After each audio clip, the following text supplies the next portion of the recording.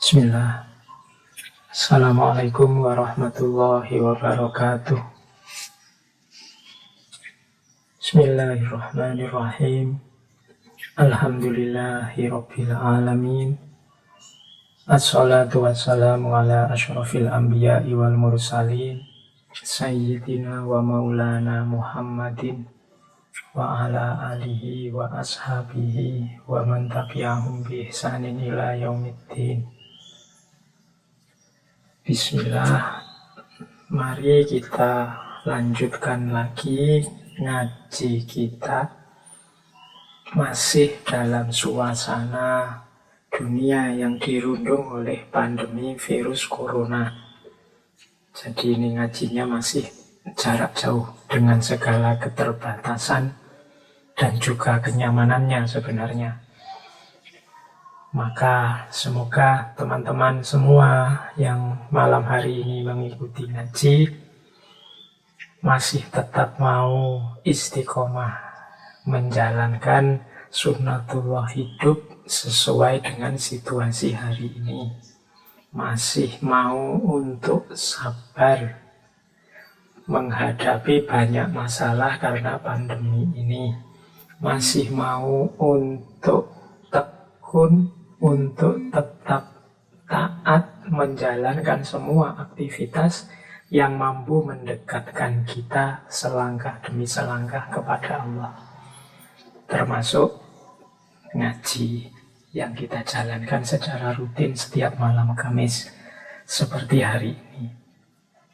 Oke, insya Allah nanti istiqomah kita akan membuahkan barokah dan karomahnya ilmu. Baik teman-teman, malam hari ini kita melanjutkan pembahasan kita tentang pengalaman beragama. Untuk malam hari ini, pengalaman beragama yang kita angkat agak berbeda, yaitu pengalaman beragama bersama orang lain yang juga sama-sama beragama. Tema kita malam hari ini yaitu toleransi beragama atau religious tolerance. Jadi tema kita malam hari ini tentang beragama secara toleran. Jadi beragama yang bareng orang lain yang berbeda dan kita izinkan perbedaan itu. Itu namanya toleransi agama. Ya sebenarnya insya Allah kita semua sepakat bahwa toleransi agama itu sesuatu yang baik, sesuatu yang mulia, sesuatu yang utama. Hanya saja mungkin di antara kita mungkin tidak banyak yang ingin mendalami serius di mana kemuliaannya, di mana keutamaannya, di mana kebaikannya toleransi agama ini. Maka malam hari ini kita coba menjelajahi itu. Biar kita tidak sekedar mengklaim saja bahwa ini baik. Ketika ditanya kebaikannya di mana, terus kita tidak bisa jawab. Saya sering nantang teman-teman mahasiswa khususnya dengan pertanyaan-pertanyaan yang selama ini mungkin mereka merasa sudah tahu, sudah ngerti. Tapi ketika ditanyakan, yo kok susah ya ngomongnya, susah ya jawabnya. Maka filsafat menawarkan kita untuk alternatif-alternatif jawaban yang mungkin kita berikan kalau kita ditanya tentang hidup kita. Nah, termasuk isu yang kita merasa sudah ngerti, kita merasa menganggapnya ini pasti baik, pasti mulia, tapi ketika kita ditanya, ya jawab rada susah, menerangkannya, letak kemuliaannya di mana juga kita agak bingung. Disitulah nanti jalannya kita untuk selalu belajar, nambah ilmu, nambah wawasan. Oke, baik, itu sedikit pengantar. Kita mulai saja langsung masuk ke materi. Ambil nafas sebentar. Siapkan yang harus disiapkan. Mungkin ada yang mau sambil nyatet, ada yang mau sambil kelesetan, ya siapkan bantalnya. Ada yang mau sambil ngopi, ya siapkan kopinya. Bismillah, kita mulai. Ini bulan ini kita benar-benar belajar karena isinya teori-teori. Baik, kita lihat pertama-tama tentang toleransi agama ini dari definisi harfiahnya dulu, dari kata-katanya dulu. Pertama saya ambil dari KBBI, Kamus Besar Bahasa Indonesia. Ini kalau pelajar mahasiswa harusnya akrab dengan kamus ini. Ini istilah yang disepakati untuk toleransi menurut KBBI. Definisi yang pertama adalah sifat atau sikap toleran. Nah, kalau ini kita tahu definisi yang pertama ini. Yang kedua, toleransi itu batas ukur untuk penambahan atau pengurangan yang masih diperbolehkan. Jadi ternyata toleransi juga membicarakan tentang batas. Sampai di mana kita bisa toleran, di ranah apa kita, ya kalau tentang itu jangan toleran. Jadi itu yang kedua. Jadi selain ngomong sikap, dia juga ngomong batas. Kemudian yang ketiga, toleransi itu adalah penyimpangan yang masih bisa diterima dalam pengukuran kerja. Nah, berarti definisi yang ketiga, toleransi ternyata juga bisa bermakna penyimpangan yang bisa dimaklumi, yang bisa diterima. Oke, jadi toleransi itu kalau menurut bahasa berarti sikap, juga membicarakan batas, juga membicarakan penyimpangan tapi masih bisa diterima. Itu toleransi secara bahasa. Ya kadang-kadang kan kita misalnya, oh kalau yang ini masih bisa ditolerir, kalau yang itu sudah tidak bisa ditolerir. Ini kan berarti urusannya batas. Atau menyimpang sih tapi saya masih bisa menerima. Nah itu berarti masih bisa ditoleransi. Perut kita itu mungkin kalau kita isi 1 piring dia menerima. Kalau 2 piring sebenarnya dia keberatan karena terlalu banyak. Tapi masih bisa ditoleransi. Begitu kita makan sampai 3 piring, wah ini perutnya sudah memberontak ini tidak bisa ditoleransi lagi. Ini wadahnya tidak cukup. Akhirnya kalian sakit perut. Nah itu contoh paling mudah untuk menjelaskan bedanya apa? Batas, penyimpangan, atau sikap. Sikap kita yang ugal-ugalan makan sampai 3 piring, itu berarti kita tidak toleran sama perut kita. Wong dia tidak kuat makan sebanyak itu. Paling banyak bisa ditolerir ya 2 piring lah. Nah, itu mudahnya ya. Bedanya sikap, batas, atau penyimpangan. 2 piring itu sebenarnya juga sudah penyimpangan. Sudah lebih, tapi ya masih bisa ditolerir lah. Itu. Ini definisi harfiahnya begitu. Nanti kita juga akan bicara hal-hal semacam itu. Kalau dalam bahasa Latin, toleransi itu tolerantia. Artinya kelonggaran, kelembutan hati, keringanan, kesabaran. Dalam bahasa Inggris, tolerance, yaitu membiarkan, mengakui, menghormati. Dalam bahasa Arab, istilahnya tasamuh. Tasamuh itu saling mengizinkan atau saling memudahkan. Ini saya tidak pilih-pilih mana yang lebih baik, Latin, Inggris, atau Arab. Tapi kalau kita mengembangkan sikap toleran, ya harus punya semua kualitas ini. Baik yang disebut dalam bahasa Latin, dalam bahasa Inggris, atau dalam bahasa Arab. Toleran berarti adalah sikap kelonggaran, kelembutan hati, keringanan, kesabaran. Seperti dalam bahasa Latin. Juga bisa diartikan membiarkan, mengakui, menghormati yang lain yang berbeda. Seperti dalam bahasa Inggris. Juga bisa diartikan saling mengizinkan atau saling memudahkan.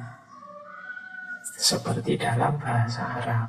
Nah, ini definisi harfiahnya saja sebenarnya yo sudah cukup kita ngerti. Oh, berarti sikap toleran itu. Isinya itu. Mungkin sudah selesai dari situ ya. Apa tidak usah dilanjutkan lagi saja, mungkin ngerti. Insya Allah teman-teman semua sudah tergolong orang yang toleran.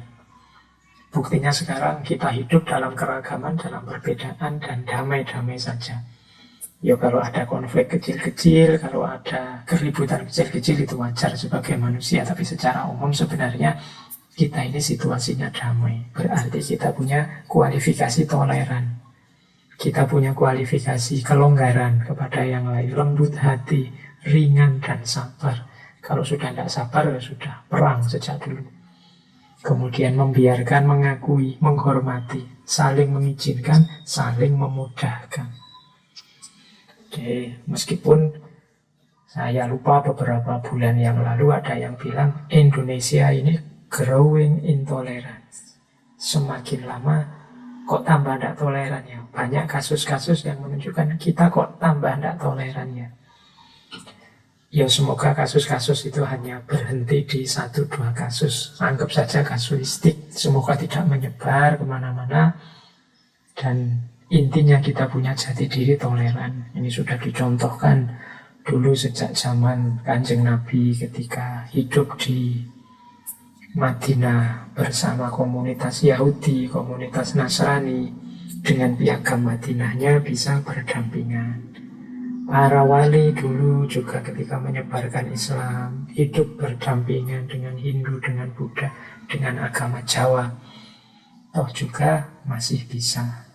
Nah, jadi ajaran nenek moyang kita, ajaran para salafus soleh itu juga isinya menyarankan kita untuk mau menerima, memudahkan, bersabar, hidup bersama yang lain yang berbeda. Ini perilaku toleran.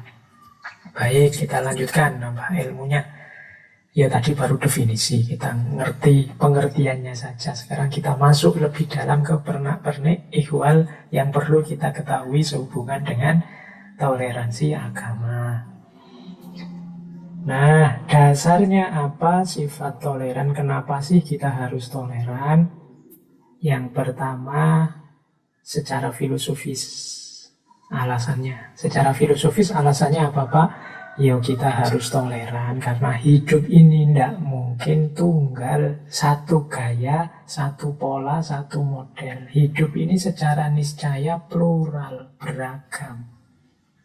Saya percaya apa, sampean percaya apa. Saya lebih sreg, lebih nyaman dengan gaya hidup apa, kalian lebih sreg dengan nyaman mungkin dengan gaya hidup yang berbeda.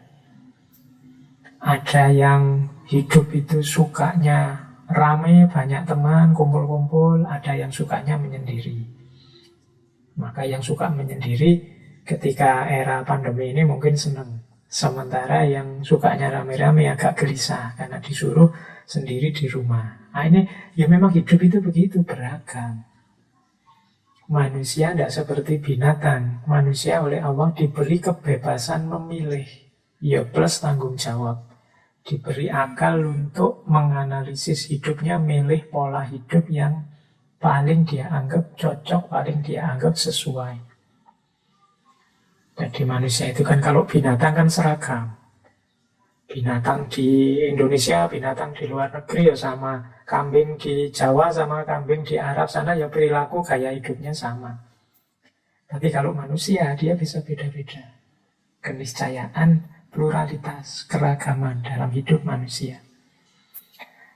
Yang kedua, kenapa kok plural? Ya karena manusia hidup secara dialektis dengan lingkungan sekelilingnya. Makanya kadang orang di daerah sini beda loh gaya hidupnya dengan orang di daerah sana. Orang di Indonesia beda gaya hidupnya dengan orang di Eropa. Nah ini keniscayaan. Keniscayaan itu berarti tidak bisa dihindari. Pasti begitu. Oleh karena itu ya kalau kita tidak kuat berbeda, kalau kita tidak sanggup berbeda dengan orang lain, kita akan sengsara hidup kita. Karena tidak mungkin orang itu seragam persis sesuai keinginan kita. Pasti setiap orang beda-beda. Wong akalnya beda, cara berpikirnya beda. Itu dasar yang pertama. Jadi secara filosofis kita akan susah sendiri, kita akan sengsara sendiri kalau tidak menerima pluralitas. Nah, menerima keragaman atau menerima pluralitas itu sikapnya namanya toleran. Itu yang pertama. Yang kedua, dasar etis. Dasar etis ini kita ini manusia yang beda-beda, tapi setiap orang ingin bahagia, tidak ingin disakiti, ingin dihormati pilihan hidupnya, ingin dihargai pikiran-pikirannya. Itu setiap orang begitu.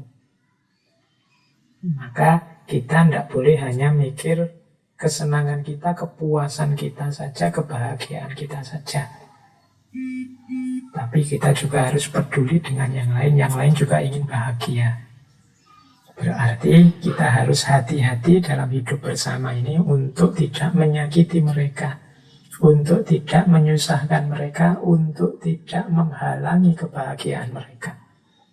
Sebagaimana kita juga tidak ingin disakiti, tidak ingin dihalangi kebahagiaan kita, tidak ingin dilecehkan pilihan-pilihan hidup kita. Sama, kita sama-sama juga ingin dihargai, ingin dibahagiakan. Maka secara etis ini harusnya melahirkan sikap yang toleran. Jadi kalau ada yang tanya, mengapa kita harus toleran? Yang pertama karena hidup ini tidak mungkin seragam. Yang kedua karena setiap orang tidak ingin disakiti, ingin bahagia. Baik saya maupun dia yang berbeda dengan saya. Berarti jalan satu-satunya adalah saling menghargai dan saling menghormati pilihan hidup masing-masing. Ini dasarnya. Tadi definisinya baik. Kalau tidak bisa kita menerima kehadiran orang lain, kalau kita tidak bisa menerima pluralitas, itu kita akan berhadapan dengan 3 situasi. Ini yang tantangan masyarakat plural, masyarakat majemuk. Kalau paradigmanya adalah paradigma aku, kamu, yang terjadi bisa satu di antara 3 ini. Yang pertama konflik, yang kedua dominasi, yang ketiga kompetisi. Ya kalau konflik ini tabrakan. Pokoknya yang berbeda dengan aku itu salah dan harus dimusnahkan. Nah ini konflik namanya. Di paradigma tawuran, paradigma konflik, menang-menangan. Biasanya kalau ini hasilnya sama-sama hancur. Yang kedua, dominasi. Dominasi ini saling menguasai. Biasanya di logika dominasi, siapa yang lebih kuat, dia yang menang. Nah ini dominasi. Jadi di sini ada struktur zalim dan mazlum. Ini kalau tidak bisa menerima keragaman. Jadi terus ingin mengalahkan yang berbeda. Kalau kita kuat, kita yang mengalahkan. Kalau kita lemah, kita yang dikalahkan. Ketika kita sudah kalah atau dia yang kalah, terjadi struktur namanya dominasi. Jadi itu kedua yang bisa muncul. Ya tidak selalu muncul, tapi bisa muncul. Seperti konflik tadi, ya tidak selalu muncul, tapi bisa muncul. Makanya namanya tantangan. Kalau bisa, ya jangan muncul. Dan yang ketiga, kompetisi. Atau mungkin kalimatnya kita ganti saingan. Jadi persaingan. Ya persaingan bisa positif, kompetisi bisa positif. Tapi di sini yang dimaksud kompetisi yang negatif. Jadi kompetisi yang ingin dia jatuh, yang ingin dia kalah. Kalau kompetisi yang positif kan seperti isyaratnya Al-Quran, fastabiqul khairat, banyak-banyakan kebaikan. Kalau ini kompetisi yang positif. Tapi ini yang dimaksud kompetisi yang negatif.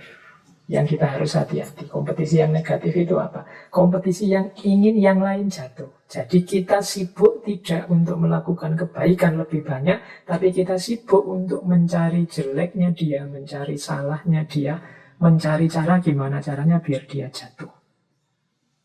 Mungkin karena dia beda aliran, mungkin karena dia beda pandangan, beda tokoh rujukan, macam-macam. Terus kita anggap dia saingan kita yang berbeda. Terus kita cari-cari kesalahan dia, kejelekannya dia, biar kita yang menang. Nah ini kompetisi yang tidak sehat, kompetisi yang jelek. Tapi bisa juga muncul di masyarakat yang tidak bisa toleran. Bayangkan betapa sumpeknya hidup kita kalau harus diwarnai oleh konflik, harus ada dominasi. Mungkin kita bagian yang dominan sehingga bisa menzolimi, atau kita yang lemah sehingga kita dizolimi. Lebih sumpek lagi kalau waktu kita, pikiran kita, tenaga kita habis untuk mencari kesalahannya yang lain, menjatuhkan yang lain, dan melupakan diri kita sendiri. Karena kita tidak sibuk dengan apa saya sudah melakukan kebaikan apa belum. Kompetisi yang bermakna menjatuhkan yang lain. Oh, hidup kita akan gelap kalau isinya hanya ini. Oke, jadi ini tantangan masyarakat majemuk. Pluralitas itu kalau kita sangkal, kita tidak mau menghadapi perbedaan, yang kita diancam oleh 3 hal. Konflik, dominasi, dan juga kompetisi dalam konotasi yang negatif. Kita lanjutkan. Nah, makanya itu ada satu quotes dari Rene Dubos yang artinya human diversity makes tolerance more than a virtue. It makes it a requirement for survival. Keragaman manusia membuat toleransi itu lebih daripada sekedar kebajikan. Tapi ia merupakan prasyarat untuk kita survive. Jadi prasyarat untuk kita bisa selamat sebagai manusia. Harus ada tolerannya.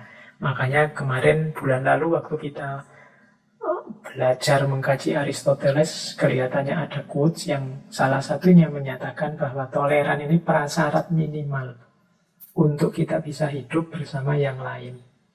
Kenapa? Karena manusia itu beragam, human diversity. Begitu kita tidak mampu toleran, berarti kita tidak mampu punya prasyarat yang paling minimal untuk hidup bersama yang lain. Hasilnya apa? Ya mungkin satu di antara 3 tadi. Konflik, dominasi, kompetisi.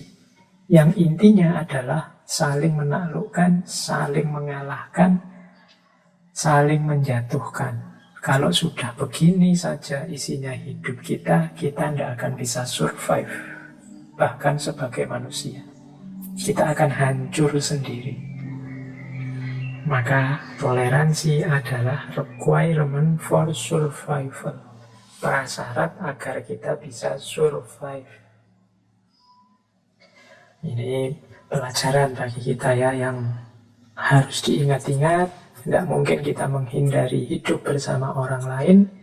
Maka kalau bisa mari kita hidupkan jiwa yang penuh toleran.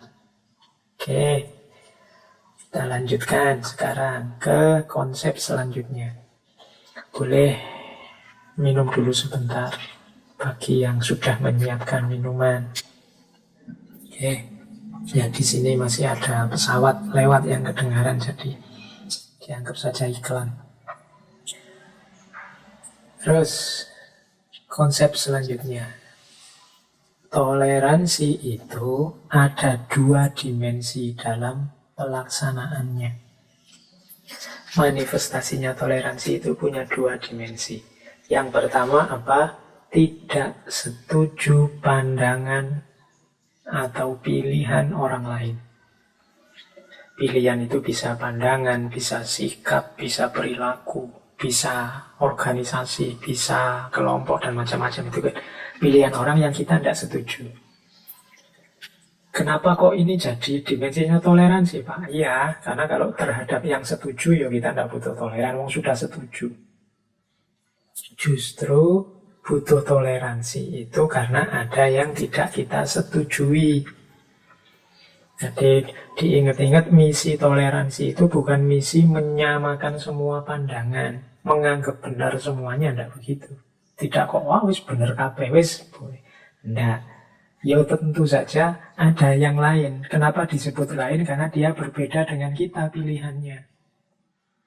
Dia milih A, saya milih B. Dia suka A, saya sukanya B. Dia lebih nyaman dengan A, saya lebih nyaman dengan B. Itu kan berarti saya tidak setuju, saya tidak cocok dengan dia. Nah, ada ininya pasti toleransi diawali dari ketidaksetujuan kita, ketidakcocokan kita dengan dia. Makanya disebut plural. Plural itu beda-beda. Yo kalau setuju semua, kompak semua, tidak jadi plural, namanya wong sama. Kalau sudah sama, ya tidak butuh toleran, kita otomatis sudah sama. Yang butuh toleran itu ketika ada yang tidak cocok, ada yang tidak setuju. Tapi jangan lupakan dimensi kedua. Dimensi kedua ini kelanjutannya. Kalau sudah tidak setuju terus gimana? Kan itu. Ini lebih penting ini. Yang kedua ini apa? Tidak memaksakan pilihan kita sendiri, keputusan kita sendiri, gaya hidup kita sendiri, pandangan kebenaran kita sendiri kepada yang lain yang tadi berbeda. Ini dimensi kedua. Jadi toleransi itu ketika kita tidak setuju, tapi tidak ingin memaksakan pandangan kita pada yang lain.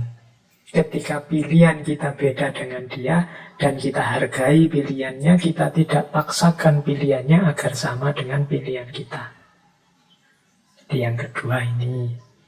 Makanya beberapa kali saya baca di medsos itu, ya, toleransi itu jangan sampai jatuh pada mencampur-campur akidah. Ya pastinya harus begitu, karena dalam toleransi itu ada yang tidak kita setujui. Dan yang tidak kita setujui itu tetap kita hargai, tidak kita paksa sama dengan kita. Jadi tidak ada nyampur-nyampurnya di sini. Yang ada menghargai, membiarkan dia sesuai pilihannya. Kalau urusan akidah, silahkan dia dengan akidahnya, saya dengan akidahku. Kalau pakai bahasanya Al-Quran, ya ini dalil yang paling sering dipakai dalam toleransi. Lakum dinukum waliyadin. Yo bagimu agamamu, tetap saya hargai. Tapi saya lebih milih kebenaranku, yaitu agamaku. Inilah namanya toleransi. Jadi ada tidak setujunya. Kalau sudah setuju, ya tidak butuh toleransi. Ini namanya dua dimensi toleransi. Ini yang tadi saya sebut tadi kan, kalau teman-teman hafal surat Al-Kafirun, ya insya Allah hafal lah ya, yang muslim mau tidak panjang. Meskipun kadang-kadang bulat juga kalau sedang imami. Wala antum abiduna ma'abudnya bisa bolak-balik. Tapi maknanya dalam. Jadi lakum dinukum waliyatin, ini kan asbabun nuzulnya. Orang kafir Quraisy itu ingin nego dengan Kanjeng Nabi. Gimana kalau kita saling menghormati dengan cara gantian. Yo kalau saya yang nyembah Tuhanmu, nanti kamu juga sekali-sekali sembahlah Tuhan saya. Ya enggak, kalau urusan ini yo, kalau saya sampai nyembah Tuhanmu, ya berarti saya setuju juga dengan Tuhanmu. Kalau setuju enggak butuh toleransi. Justru toleransi itu saya enggak setuju dengan pendapatmu. Menurutku engkau keliru. Nah, tapi tetap saya hargai pilihanmu. Saya enggak memaksa agar engkau ikut manut pilihanku. Oke, sehingga nanti dari latar belakang permintaannya kafir Quraisy itu nanti turun surat Al-Kafirun. Baik, kita lanjutkan. Semoga teman-teman bisa menangkap ini ya. Maksudnya dua dimensi toleransi. Jadi ada tidak setujunya, tapi sekaligus diekspresikan dengan cara tidak memaksakan, tetap menghargai. Oke, selanjutnya. Kalau tadi sudah dua dimensinya, sekarang konsep selanjutnya. Model-model toleransi. Model toleransi ini, yuk kita tadi di awal sudah sepakat bahwa toleransi itu baik, toleransi itu mulia. Sekarang kita lihat dalam prakteknya. Ternyata ada macam-macam. Ini alat kita untuk ngecek selama ini saya toleran ini ada di level yang mana. Nah, di catatan konsep yang saya bawa, orang toleran itu ada 3 jenisnya. Ada yang membiarkan, ada yang memahami, ada yang dialog. Yang pertama, membiarkan. Membiarkan itu kalau pakai bahasanya teman-teman yang muda hari ini, itu sebenarnya membiarkan itu sama dengan cuek. Jadi terserah kamu dengan keyakinanmu, dengan aktivitasmu, asal jangan nyenggol saya, asal jangan ngerusui saya, kamu aman. Ini namanya paradigma cuek, paradigma membiarkan, tidak peduli. Suka-suka kamulah dengan keyakinanmu, suka-suka kamulah dengan keimananmu, suka-suka kamu dengan pilihan hidupmu. Aku tidak peduli, asal kamu jangan nyenggol-nyenggol aku. Kalau nyenggol aku, pembalasanku lebih pedih. Gaya semacam ini, itu jenis toleransi pertama, membiarkan, cuek. Ya tidak salah, untuk awal-awal toleran itu kan kadang berat ya, menerima yang berbeda itu kita agak susah ya. Paling tidak membiarkan, sudahlah. Biarlah engkau dengan keyakinanmu, dengan pilihan hidupmu. Cuma kita harus hati-hati, paradigma cuek ini rapuh, mudah rusak oleh provokasi. Kalau kita cuek ini kan tidak tahu menau, tidak peduli. Jadi, dan ini lemah, ketidakpedulian itu lemah. Karena kita tidak peduli, kan kita tidak paham benar tentang perbedaannya sebenarnya di mana. Dia itu berbeda tentang apa, tidak sama di mana. Hal esensial atau hal artifisial dan seterusnya. Karena nggak tahu sama sekali, terus rapuh, mudah diprovokasi. Mungkin suatu ketika orang datang padamu yang tadi cuek terus manas-manasi kamu. Oh, temenmu itu yang berbeda itu diam-diam sebenarnya melecehkanmu itu. Yang dia lakukan itu kamu tidak sadar kan, dia kelakuannya itu berlawanan dengan pilihan hidupmu kan. Oh, dia kemana-mana mamer-mamerin yang dia lakukan itu, sehingga engkau kelihatan jelek, dia yang kelihatan mulia. Oh, ini provokasi, terus kamu panas. Kenapa kamu bisa panas? Kamu tidak tahu aslinya dia seperti apa. Yang kemarin kamu cuekin itu sebenarnya apa sih, tentang apa sih. Karena kemarin kamu hanya membiarkan saja, sekarang dapat informasi-informasi keliru, provokasi-provokasi yang merusak, kamu terpengaruh. Jadi awalnya sih tidak masalah, kamu cuek membiarkan saja. Kalau pas tidak ada provokasi, tidak ada kasus-kasus yang sensitif, tidak ada problem-problem apa yang saling senggol, entah sengaja entah tidak, itu aman. Tapi begitu ada masalah, ada provokasi, kalian akan mudah tersulut.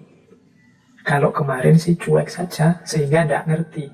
Orang bilang A, kamu anggap A beneran. Orang bilang B, kamu anggap B beneran. Akhirnya lahirlah konflik, lahirlah persaingan tidak sehat, saling menjatuhkan, saling dominan, saling menzalimi, menyakiti. Maka bagi yang ada di level membiarkan ini, ya semoga tidak ada kasus, tidak ada provokasi, tidak ada konflik-konflik yang tidak perlu. Karena biasanya kalau paradigmanya hanya cuek, membiarkan, masih mudah runtuh toleransinya. Nah, ayo naik kelas sedikit kalau memang mungkin. Tidak sekedar membiarkan, tapi juga memahami. Kalau yang pertama tadi sifatnya pasif. Membiarkan saja, cuek. Cuek itu kan pasif. Kalau yang kedua ini aktif. Ingin cari ilmunya, ingin cari informasi yang benar. Sebenarnya isinya keyakinannya dia itu apa sih? Isinya pilihan hidupnya dia itu apa sih? Yang ada di pikirannya sebenarnya apa sih? Nah, ini namanya memahami. Jadi mencari informasi baik dari buku atau dari media, atau dari orang lain, atau dari tokoh, atau monggo cari informasi biar kamu paham, tidak cuek lagi. Wah, tetangga saya itu waktunya kerja bakti minggu pagi, kok mesti bolos ya? Saya tahu sih keyakinan saya dengan dia berbeda, tapi ini kan urusan bersama. Kenapa kok dia bolos terus ini? Wah, terus ada provokasi. Ya memang, dia itu memang tidak cocok sama kamu. Dia memang ingin musuhi kamu terus. Dan seterusnya, kita terpengaruh. Nah, coba cari informasi dulu, baca-baca dulu. Dia ini ikut apa, aliran apa, kelompok apa. Oh, dia ikut organisasi ini. Organisasi ini tuh ada acara tiap hari Minggu, ada rapat organisasi misalnya. Nah, ini kan kita terus jadi paham. Bisa maklum sekarang, karena sekarang paham. Kalau tadi cuma cuek, membiarkan saja, tidak tahu apa-apa, mudah salah paham. Sekarang kita paham, karena kita mau aktif mencari informasi dari buku, dari media, dari toko, dari medsos, dari internet, macam-macam. Nah, diharapkan ya paling tidak kita ada di yang kedua ini, biar tidak mudah panas, tidak mudah pecah, tidak mudah konflik. Mau memahami, tidak sekedar cuek. Syukur-syukur yang ketiga, yang paling tinggi, yaitu apa? Dialog.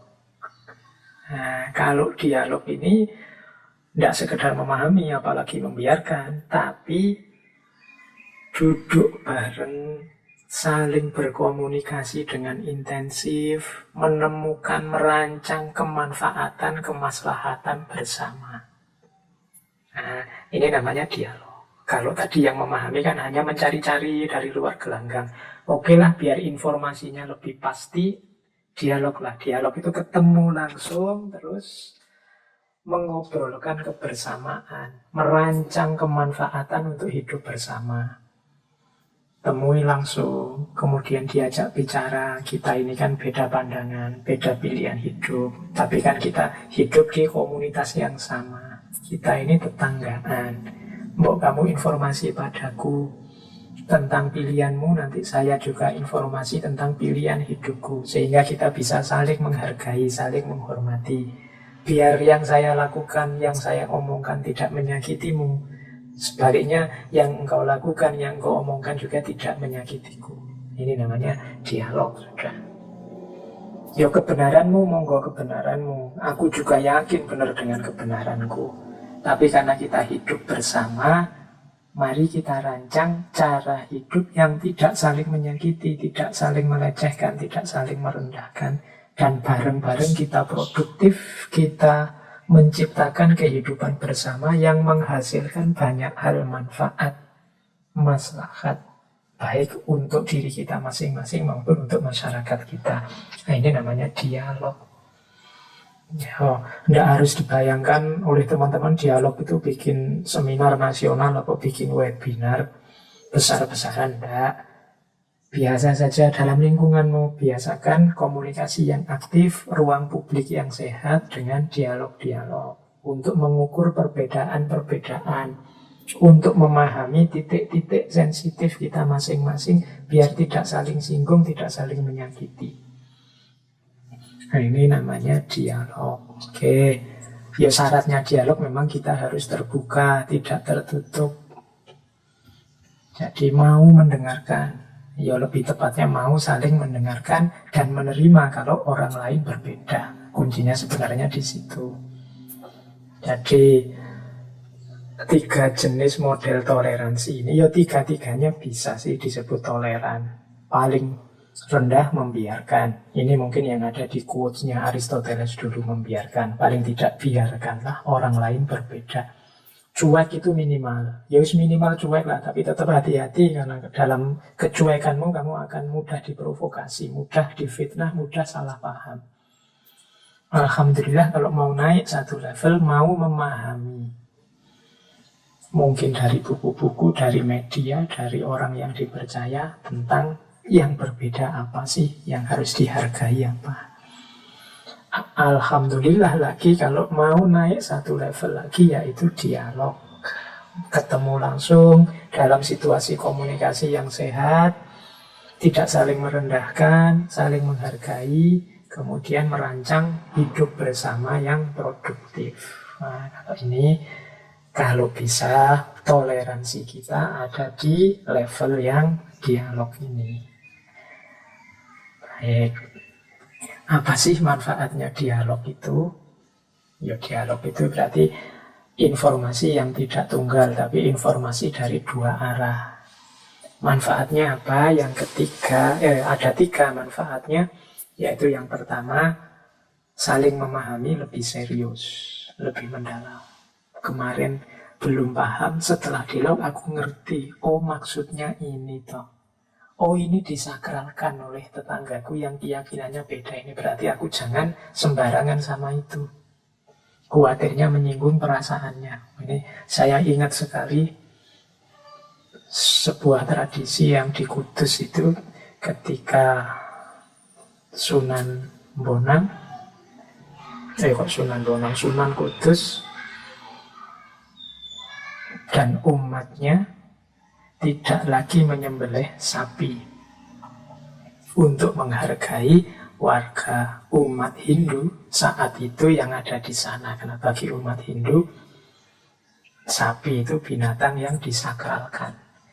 Loh ini kalau kita egois, yang sifatnya cuek tadi, yang hanya membiarkan tadi, tidak mau memahami dengan serius, susah bagi kita untuk meniru kearifan Sunan Kudus tadi. Jadi untuk mengambil kebijakan, sudahlah, daripada tetanggaku, saudaraku yang agamanya berbeda ini nanti sakit hatinya karena kita menyembelih binatang yang dia sakralkan, kita jangan nyembelih sapi dululah. Toh ya dagingnya sapi bisa diganti dengan kerbau. Jadi di sini kalau bikin soto ya sotonya pakai kerbau saja, bikin masakan pakai kerbau saja, jangan pakai sapi. Kebijaksanaan, kearifan seperti ini lahir karena bisa memahami dengan serius. Tidak sekedar cuek. Kalau paradigmanya cuek, yo terserah saya membeli sapi. Misalnya kamu punya tetangga Hindu seperti Sunan Kudus tadi, ini kan agama-agamaku sendiri membolehkan. Ya bukan berarti terus kita jangan menyembelih sapi. Ya monggo, tapi dilaksanakan sedemikian rupa sehingga tidak menyakiti, tidak menyinggung. Dirancang mekanisme dialognya biar yang sana juga memahami kita, kita juga menghargai dia. Nah, yang pasnya tetap harus ada komunikasi yang sehat. Mungkin kalau sudah dialog, ya nanti hasilnya ya monggo, silahkan kalau mau nyembelih sapi. Tapi mohon maaf bagi kita karena sapi itu sakral, maka kalau pas nyembelih saya tidak diwajibkan ikut hadir melihat ya, tidak diwajibkan untuk ikut menikmati hasilnya dan macam-macam. Ya monggo, kalau itu hasilnya dialog namanya. Tapi lahir karena komunikasi yang sehat, karena kemauan untuk saling memahami dan menghargai. Yang pertama itu. Yang kedua, jangan lupa kalau kita siap saling terbuka, saling memberi masukan, paling tidak akan memperkaya, meningkatkan pemahaman kita sendiri. Yang kedua ini penting. Bukankah kita diwajibkan mencari ilmu, bahkan walau bisin, bahkan sampai ke negeri Cina. Nah, komunikasi kita dengan saudara-saudara kita yang berbeda, itu kan paling tidak kita nambah wawasan baru.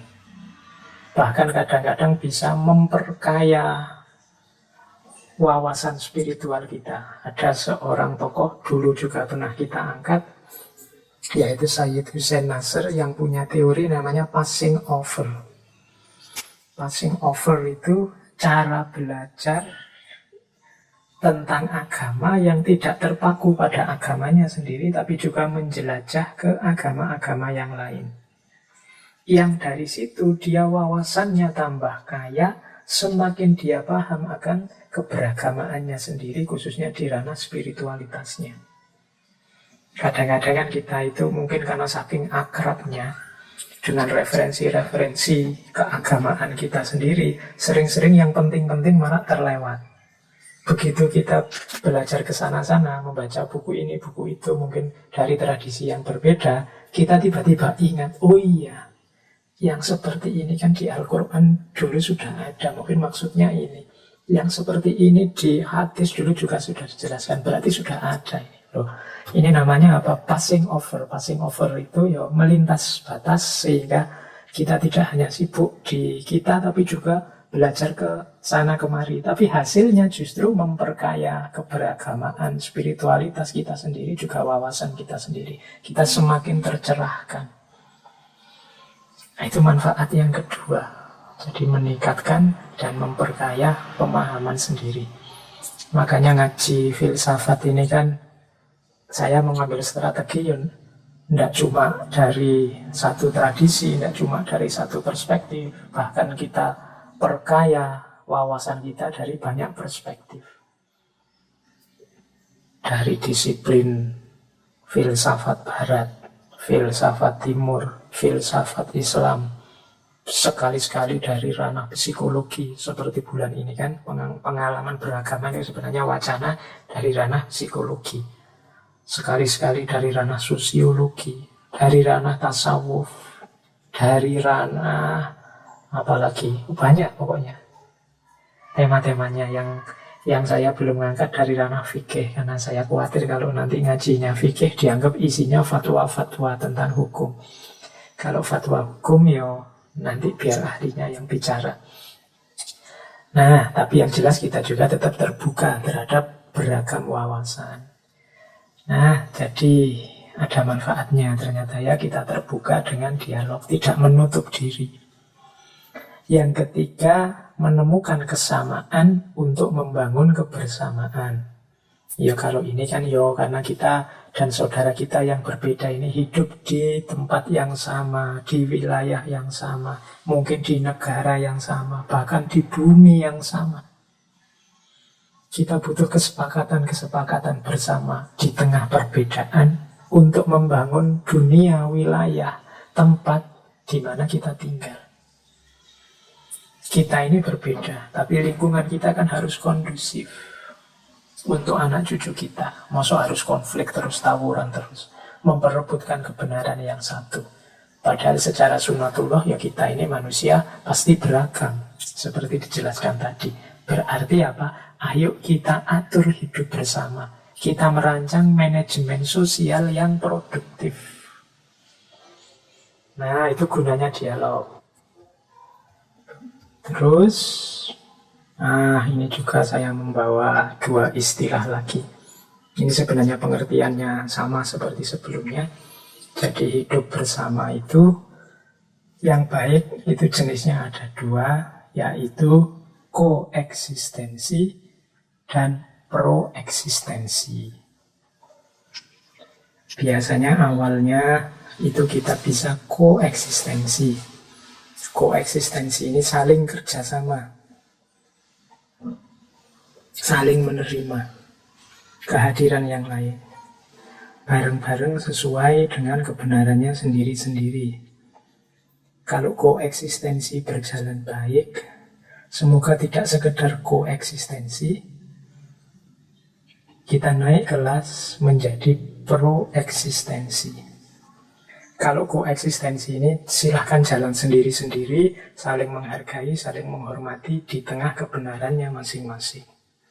Kalau proeksistensi, di situ ada saling mendukung, berupaya untuk menghasilkan kebaikan bersama, kemanfaatan bersama, sehingga dari situ lahir kemaslahatan-kemaslahatan, kemanfaatan-kemanfaatan yang bisa dimanfaatkan oleh semuanya.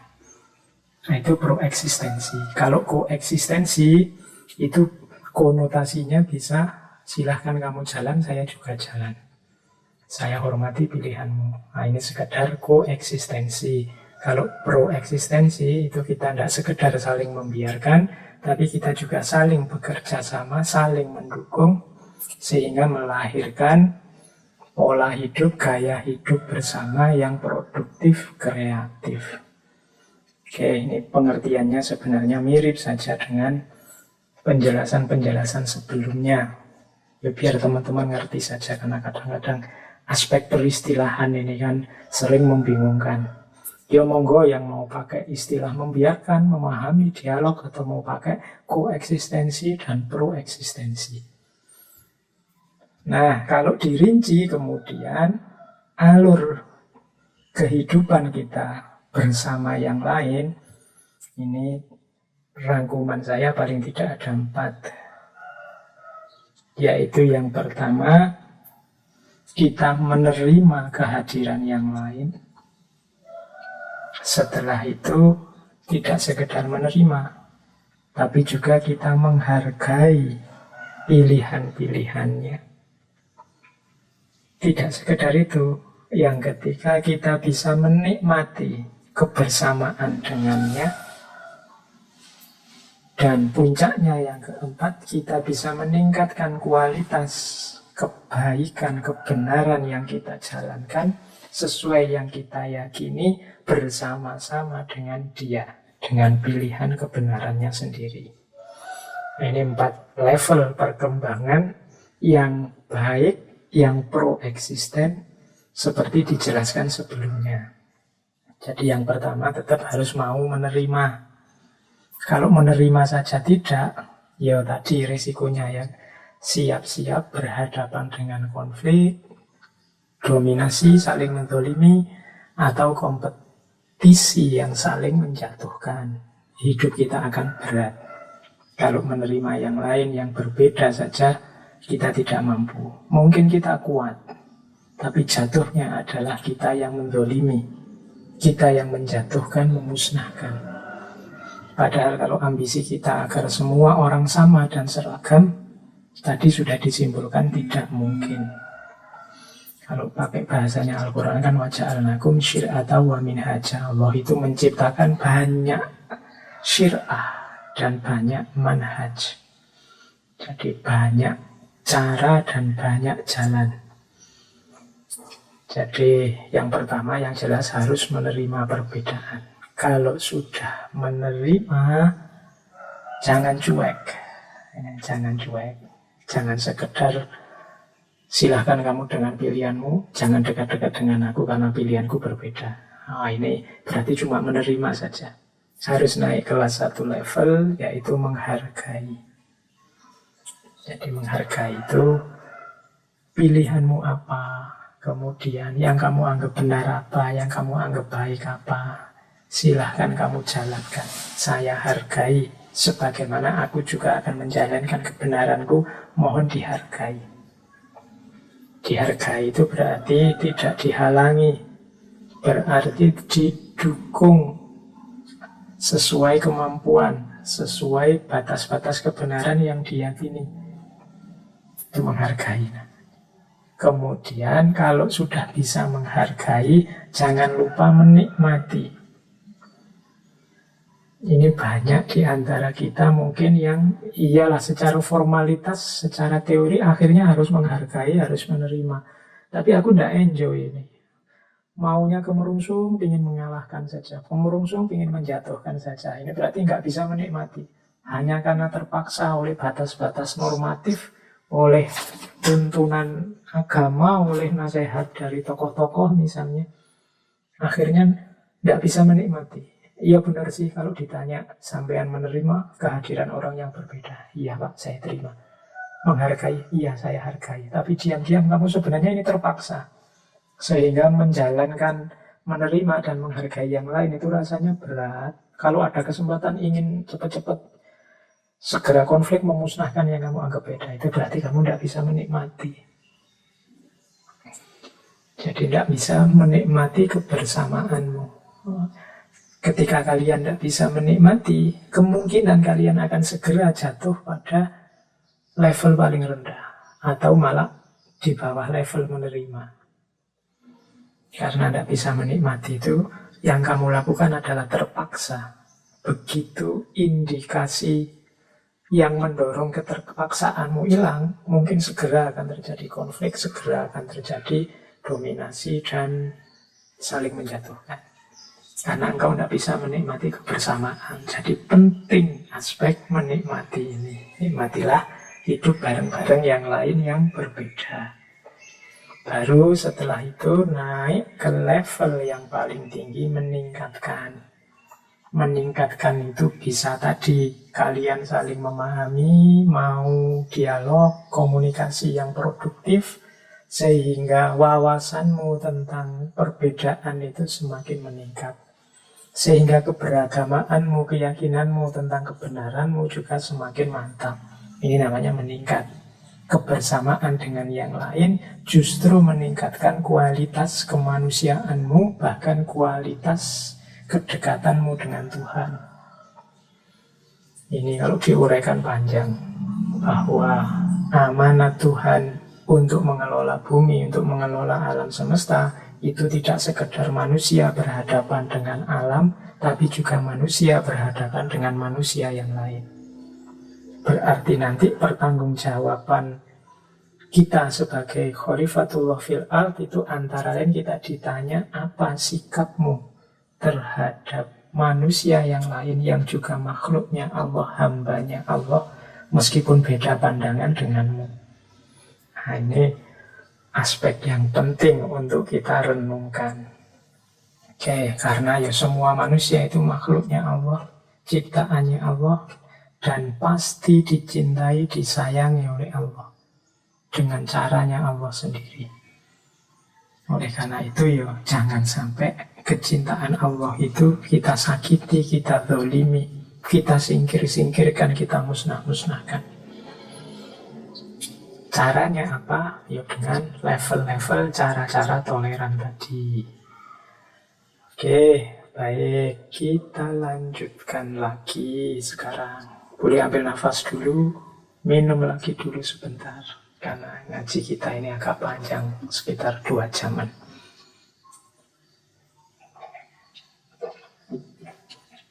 Nah, ini saya rangkum secara umum di luar ekspresi sosial, ekspresi individual.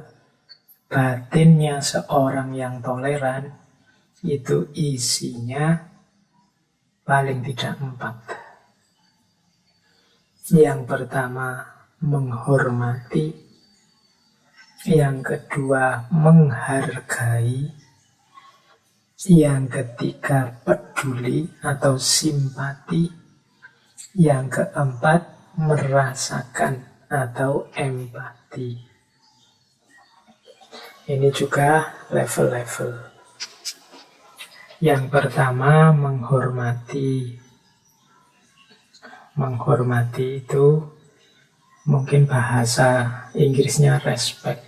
Respect itu membiarkan sesuatu sebagaimana adanya.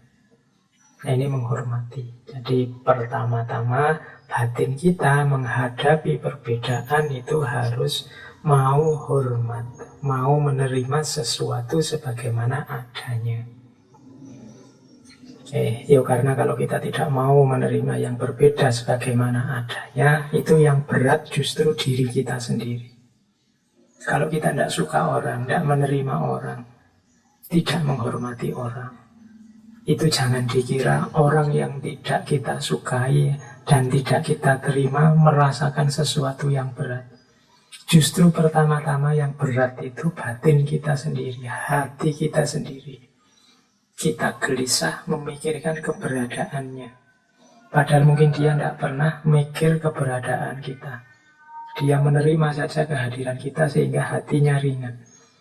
Tapi justru kita yang tidak menerima, batin kita yang berat. Maka penting pertama-tama kita hidupkan penghormatan, penerimaan terhadap yang berbeda.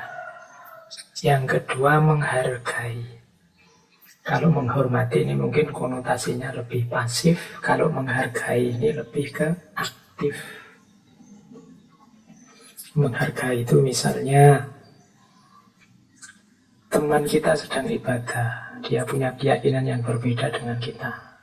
Sementara kita waktu lagi bebas, free, ingin nyetel musik keras-keras misalnya. Oh enggak lah, kasihan temanku yang sedang ibadah. Nanti kalau saya nyetel musik keras-keras dia terganggu. Itu menghargai. Ada unsur aktifnya. Ya meskipun kadang-kadang orang dianggap sama saja menghormati dan menghargai. Tetapi menghargai ini ada unsur aktifnya. Jadi penerimaan tadi diwujudkan dalam tindakan-tindakan, mungkin kata-kata, mungkin perbuatan. Nah, ini sejenis penghargaan. Ada wujudnya penghormatan tadi dalam bentuk penghargaan.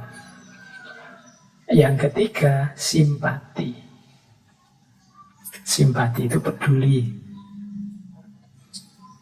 Lebih dalam dari simpati, empati. Kalau empati itu turut merasakan.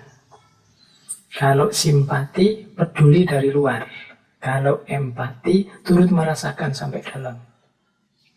Misalnya, ada saudara kita sedang sedih karena habis broken heart, diputus oleh pacarnya. Nah, itu kalau simpati, itu kamu mungkin ngirim WA, saya turut berbelasungkawa atas nasibmu yang baru saja diputus. Nah, itu peduli namanya, tidak cuek. Di bawah simpati itu cuek, peduli amat kamu diputus apa enggak. Aku sendiri juga tidak pernah punya pacar kok. Nah, itu berarti di bawah simpati. Kalau simpati itu ya meskipun kamu tidak ngalami, kamu ikut menyatakan peduli. Saya ikut sedih, kamu baru diputus, itu simpati. Lebih dalam lagi empati. Empati ini bahasa lainnya transposisi. Jadi engkau memposisikan dirimu di posisi temanmu yang alami. Seandainya aku yang diputus, seandainya aku yang merasakan itu, seandainya aku yang ngalami itu, aku bisa merasakan sedihnya, aku bisa membayangkan beratnya. Itu empati. Ada yang bilang untuk bisa mengempati itu kita harus punya pengalaman yang mirip, yang sama. Seandainya aku punya pendirian, punya keyakinan kebenaran, kemudian dipaksa untuk mengakui kebenarannya orang lain, betapa galaunya aku, maka aku bisa merasakan kesedihannya saudaraku itu. Itu namanya empati. Tidak sekedar melihat dari luar, tapi turut merasakan di dalam. Seandainya aku dicaci maki, dilecehkan keyakinanku seperti itu, maka aku bisa merasakan betapa sakitnya hati, betapa down-nya mental. Nah, itu namanya mampu empati. Jadi dalam kita bertoleransi, kalau bisa, tidak cuma lahiriahnya, tapi juga batinnya. Batinnya toleransi, itu isinya menghormati, menghargai, peduli atau simpati. Dan yang keempat, merasakan atau empati. Jadi ini kualitas-kualitas batin yang hendaknya kita hidupkan dalam rangka kita menjalani hidup bersama yang lain yang berbeda, atau dalam rangka bertoleransi. Baik. Nah, untuk selanjutnya saya lanjutkan uraiannya. Kalau ini lebih dalam lagi. Kita lepaskan dulu dari konsep-konsep formal tentang toleransi. Sekarang kita belajar tentang seperti apa sih hubungan dengan yang lain yang berbeda-beda ini. Mana yang sehat, mana yang tidak sehat. Saya awali dulu dengan hubungan yang tidak sehat. Nah, ini berarti konsep yang akan berlawanan dengan toleransi. Hubungan yang tidak sehat. Sebenarnya ini teorinya universal, bisa untuk hubunganmu di level apapun. Seperti apa hubungan yang tidak sehat itu? Hubungan yang tidak sehat itu salah satu atau keduanya. Ini bisa salah satunya, bisa keduanya. Salah satunya saja itu sudah merusak hubungan, apalagi keduanya. Lahirnya mesti konflik, tawuran, gegeran, ruwet pokoknya. Nah, cirinya apa yang tidak sehat? Yang pertama, berusaha untuk mengontrol, mendikte, atau memanipulasi.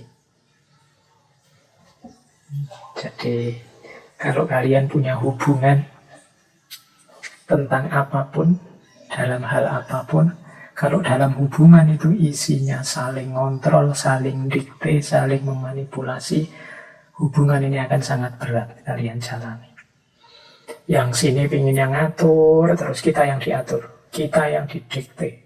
Dan kita tidak mau, terus kita membalas, aturanku saja yang jalan, dikteku saja yang harus main. Atau manipulasi-manipulasi. Kita dipaksa untuk tidak genuine sesuai keinginan kita dipaksa memanipulasi hidup kita, cara berpikir, cara berperilaku kita, versi dia.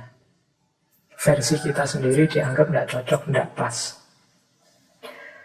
Nah, kalau ada penyakit yang pertama ini, ayo cepat-cepat saling introspeksi. Karena menyangkut hidup bersama, ya introspeksinya bersama. Tadi namanya dialog. Saling terbuka, memberi informasi, biar tidak saling ngontrol, saling dikte, apalagi saling memanipulasi. Yang pertama. Yang kedua, ciri hubungan yang tidak sehat itu membuat yang lain merasa buruk tentang dirinya sendiri.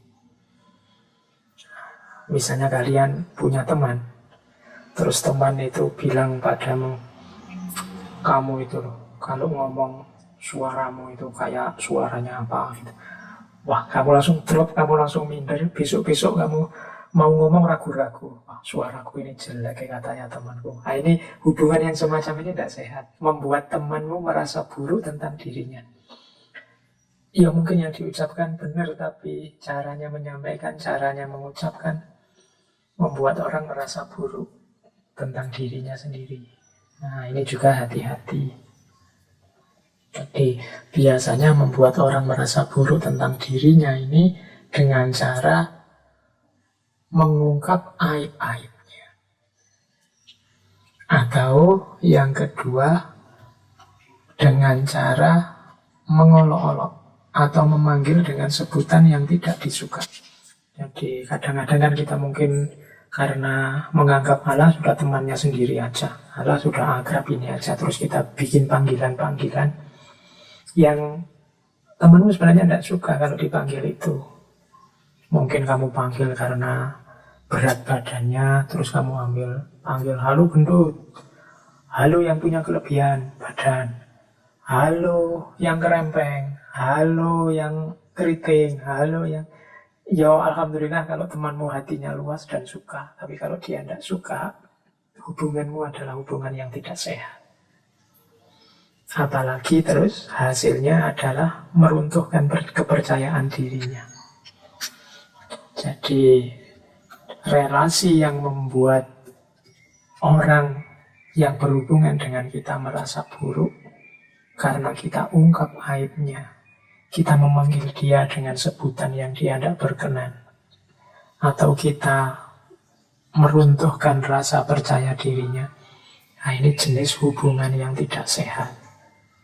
Termasuk dalam konteks perbedaan keyakinan, perbedaan pilihan hidup, perbedaan pandangan.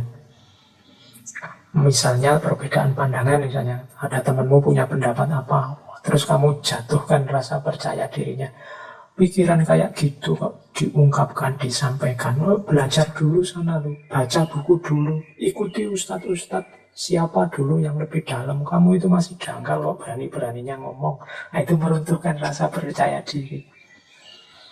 Kalau ada teman atau relasi yang seperti ini, bukan berarti temanmu dibuang saja, tapi hubunganmu sedang tidak sehat. Kalau bisa, cari momen untuk dialog, ngomong berdua. Seperti tadi ya, level paling tinggi hubungan yang produktif itu ada dialognya, saling terbuka. Jadi ciri yang kedua. Ciri yang ketiga, tidak memberikan dukungan saat kesulitan dan memberikan apresiasi saat ada keberhasilan. Ini juga masalah. Biasanya teman yang baik, dalam hubungan yang sehat itu, kalau ada pasangannya kesulitan, dia memberikan dukungan. Memberikan dukungan itu ya tidak sekedar ngirim WA terus ayo kuat, ayo semangat. Iyalah, antara lain itu. Tapi dukungan sepenuhnya. Kalau dukungan kata-kata menguatkan, diberikanlah kata-kata. Kalau butuh dukungan tenaga, tidak eman dengan tenaga yang dikeluarkan untuk mendukung. Kalau butuh biaya, semampunya, ya dibantu sesuai kemampuannya. Nah, ini hubungan yang sehat namanya. Jadi kalau sulit, siap membantu dengan apapun sejauh mampu. Nah, ini teman yang baik. Dan apresiasi saat keberhasilan. Kalau ada yang sukses, ikut senang, ikut gembira, disampaikan kesenangan, kegembiraan itu. Nah, ini hubungannya terus menyenangkan, jadi menggembirakan. Tapi kalau punya teman, kalau sulit, diam saja, menjauh malah. Kalau kita sukses, dia tidak memberikan apresiasi sedikit pun. Nah, ini berarti ada sesuatu yang tidak sehat. Apalagi yang terakhir itu, kalau ada ciri tidak menganggap penting kehadiran. Wah, ini sudah wassalam. Kalau temanmu menganggap kehadiranmu tidak penting, kamu ada atau tidak masalah, berarti hubunganmu sedang sangat tidak sehat. Orang itu kan di antara penghargaan yang didapat dari orang lain adalah kehadirannya dihitung. Ada pepatah dalam bahasa Arab itu, jangan sampai orang itu yang wujuduhu ka'adamihi. Kehadirannya, keberadaannya seperti ketiadaannya. Hadir atau tidak hadir, tidak dipedulikan. Nah, ini kalau hubunganmu dengan yang lain seperti ini, ya berarti hubungan itu sedang tidak sehat. Jadi dalam toleransi, tolong 4 hal ini diperhatikan. Kalau 4 hal ini hidup, 4 hal ini ada, dia bisa merusak kebersamaan. Berusaha mengontrol atau mendikte. Ini membuat orang tidak nyaman. Membuat yang lain merasa buruk tentang dirinya sendiri. Karena aibnya diungkap, karena sebutan-sebutan yang tidak disukai. Atau karena percaya dirinya dihancurkan. Nah, ini juga menunjukkan hubungan yang tidak sehat. Ayo disembuhkan. Atau kalau engkau sulit, tidak ada yang peduli. Kalau engkau sukses, tidak ada yang menyapa. Ini juga hubungan yang tidak sehat. Apalagi tidak ada yang menganggap engkau hadir atau tidak. Kalau hubungan semacam ini hidup, ciri-ciri ini ada, cepat-cepat diatasi bersama. Karena hubungan yang tidak sehat itu rentan konflik. Ya, kalau hubungan antara sesama anak muda yang pacaran, tidak sehat, konflik bubar. Gampang cari yang lain, terus kemudian ganti lagi yang baru. Tapi kalau lingkungan sosial, misalnya tetangga kita yang hidup bersama kita, itu kalau tidak sehat, ya kita akan tersiksa terus-menerus. Zaman sekarang kan tidak mudah, pindah aja lah Pak, gak usah di situ. Ya pindah, ngomongnya enak. Sekarang pindah kemana, biayanya siapa yang nanggung, dan seterusnya. Maka ayo menjalin hubungan yang sehat saja. Hubungan yang tidak sehat, cepat-cepat kita cari obatnya. Antara lain tadi dengan kesediaan, kemauan untuk dialog. Baik, nah kalau tadi yang tidak sehat, sekarang yang sehat. Kalau yang sehat ini cirinya beda dengan yang tidak sehat. Ini yang harus kita perkuat. Ada 7 hal yang harus kita hidupkan dan kita perkuat demi hubungan yang sehat. Yang pertama apa? Mutual respect. Saling menghormati, saling menghargai. Tadi sudah banyak dijelaskan ya, saling menghormati, saling menghargai itu seperti apa. Kenapa ada kata-kata mutualnya? Ya karena harus bareng-bareng. Yang sini menghormati yang sana menghormati yang sini. Kalau hanya salah satu berarti masih ada penyakit dalam hubungan itu. Harus segera disembuhkan. Jadi ciri yang pertama mutual respect. Apalagi dua-duanya tidak respect, ya sudah, itu tinggal menunggu saja konfliknya terjadi. Jadi hubungan yang sama sekali tidak ada respect itu seperti api dalam sekam. Pada saatnya dia akan terbakar. Yang kedua, trust, saling percaya. Biasanya trust ini ada hubungannya dengan honesty, kejujuran. Kalau dalam hubungan itu diwarnai kejujuran, ya trust akan muncul. Orang akan percaya dengan kita, saya percaya padanya, dia akan percaya padaku. Saya percaya dia tidak akan curang, tidak akan menyakitiku, sebagaimana aku tidak akan curang dan tidak akan menyakitinya. Dari honesty muncul trust, dari kejujuran muncul kepercayaan. Dan sebaliknya, orang yang sudah percaya itu biasanya terus dia nyaman dan dia jujur. Tapi 2 ini harus hidup. Kalau dalam hubungan sudah tidak saling percaya, karena mungkin dua-duanya atau salah satunya tidak jujur, maka ya ini alamat juga sebentar lagi hubungan ini akan berbuah konflik. Jadi harus ada trust, harus ada honesty. Kemudian yang keempat, support, dukungan. Ini biasanya dalam situasi sulit mau mendukung. Wong kita hidup di lingkungan yang sama, wong kita hidup di wilayah yang sama, di negara yang sama. Harus saling support, tidak saling menjatuhkan, tidak diam-diam menunggu saya nggak akan menyakiti dia sih, tapi saya tunggu kapan dia jatuh. Nah, itu namanya tidak support, tidak bisa dipercaya sekaligus tidak jujur. Kalau ketemu saja senyum-senyum, seakan-akan menghargai, tapi di belakang ngomong jelek-jelek terus. Nah, itu namanya tidak jujur, tidak trust, juga tidak support. Harus jujur. Kalau ada yang ganjel di pikiran, di perasaan, disampaikan saja apa adanya, kemudian dicari solusi bersama. Kalau mau jujur semacam ini akan melahirkan trust, saling percaya. Kalau kalian punya teman, punya hubungan yang isinya perasaanmu padanya seperti ini misalnya. Saya akan cerita apapun sesuai kenyataannya padanya karena saya percaya dia bisa menjaga rahasia. Saya percaya dia akan memilih yang terbaik dilakukan untukku. Saya percaya dia responnya selalu menjaga, selalu menghargai. Oh, itu kan enak.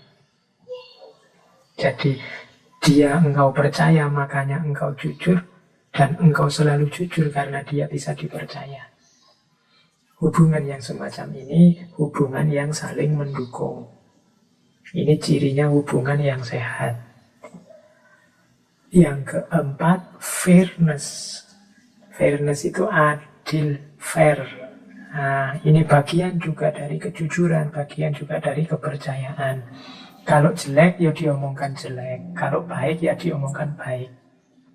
Jujur tadi, saya jujur loh, kalau perilakumu yang ini saya tidak terlalu suka. Oh ya, terima kasih ya. Nah, itu kan bagian dari kejujuran sekaligus fair. Kalau kamu senang ya dibilang senang, tidak suka dibilang tidak suka. Kalau dia salah ya diingatkan dia salah, kalau dia benar diapresiasi kebenaran. Itu namanya fairness, adil, tidak mentang-mentang saudaranya sendiri, satu kelompoknya sendiri atau tetangganya sendiri terus selalu benar, selalu baik. Itu namanya tidak fair. Kalau teman-teman membaca sejarah Islam, nanti kan banyak cerita-cerita bagaimana Kanjeng Nabi misalnya menghukumi kasus sahabat dengan orang Yahudi. Kemudian yang dimenangkan Yahudinya. Atau ada kasus dengan orang non-muslim yang lain. Kemudian ya mana yang salah muslimnya, ya diputuskan muslim yang salah. Nah, itu namanya fairness. Dalam cerita-cerita sejarah Islam banyak yang seperti ini, adil. Nah, dalam hubungan yang fair itu kamu nyaman. Jadi, kalau orang tidak adil itu kan mungkin sebenarnya dia salah, terus diomongkan benar. Jatahnya harusnya cuma 10, dia mintanya 20. Itu tidak fair. Oke, selain fair juga harus spirit identities. Spirit identities itu, spirit itu misah, identities ya identitas. Tetap tidak apa-apa menerima identitas yang berbeda. Engkau dengan jalanmu, aku dengan jalanku. Ya kalau tidak ada spirit identitas, tidak jadi toleransi. Tidak ada perbedaan, ya tidak jadi toleransi. Namanya wong sepakat. Nah, dalam hubungan yang sehat, tidak memaksakan, mendiktekan pandangannya agar diikuti yang lain. Monggo saja yang lain dengan keyakinan kebenarannya masing-masing. Nah, itu namanya spirit identities. Jadi menerima perbedaan, menerima identitas yang berbeda. Tidak mengklaim dirinya final kebenarannya, maka yang lain harus dipaksa ikut dirinya. Nah, itu namanya tidak ada prinsip ini. Kalau ada prinsip, kalau tidak ada prinsip spirit identities, hubungan akan terancam. Ya tidak cuma antara masyarakat, antara budaya atau agama yang berbeda. Hubungan laki-laki dan perempuan pun kadang-kadang kalau tidak bisa menerima spirit identities, biasanya ya mudah bubar. Masing-masing menganggap dirinya sendiri yang paling benar secara egois.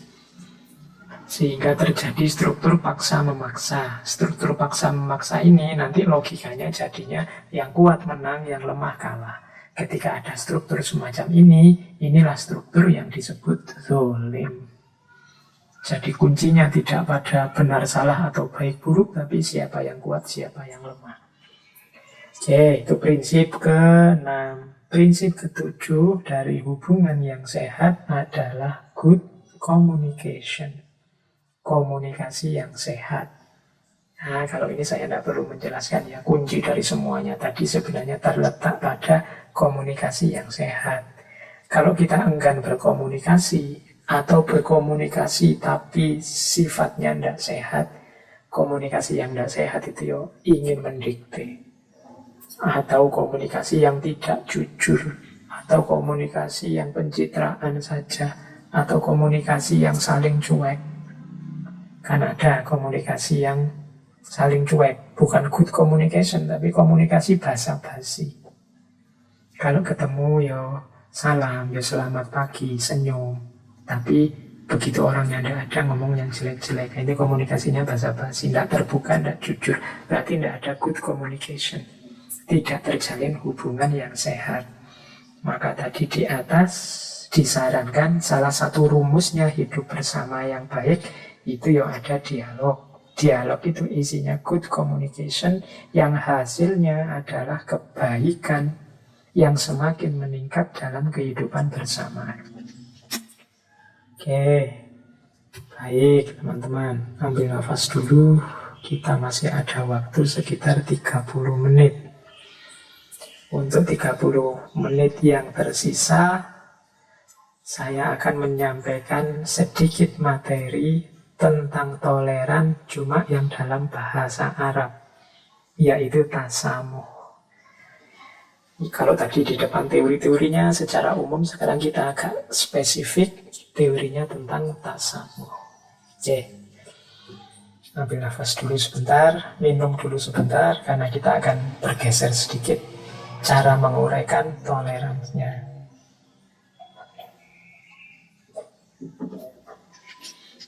Tasamuh itu dari akar kata as-samahah.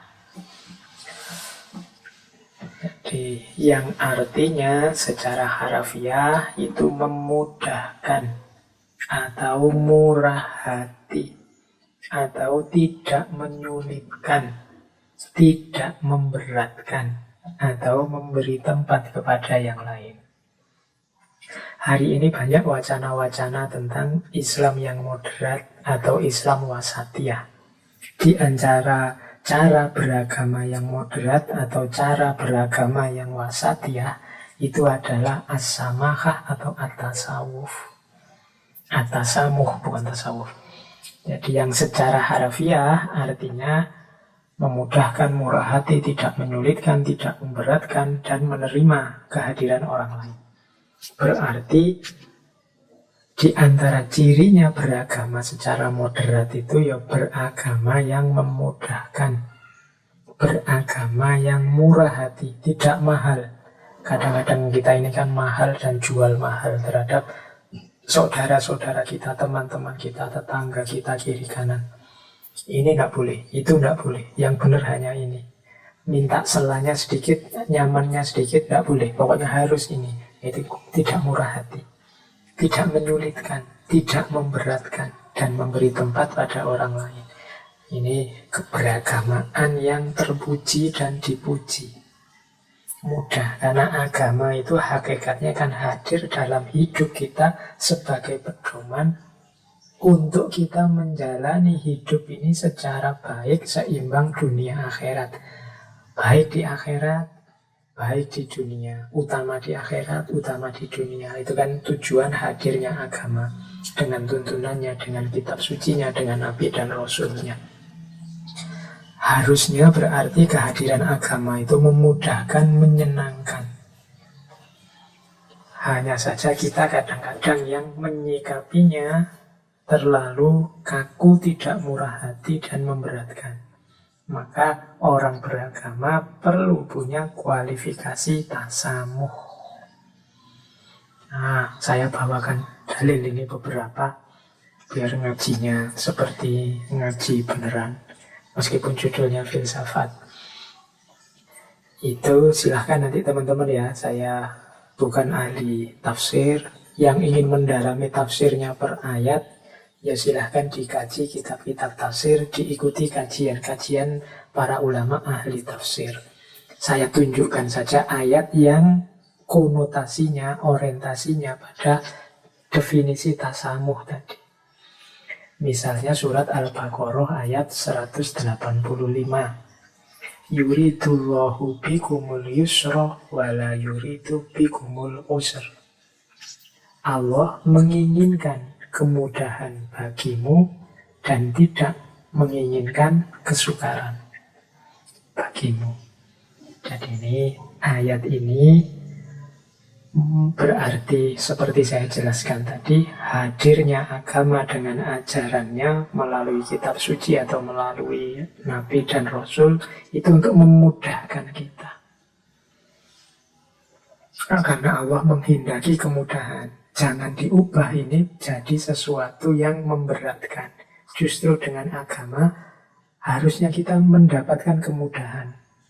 Alhamdulillah ada kitab suci, alhamdulillah ada Rasul, ada Kanjeng Nabi, sehingga saya tidak harus mati-matian mengejar sendiri kebenaran dengan akal yang membuat capek. Pikiran akal saya juga terbatas.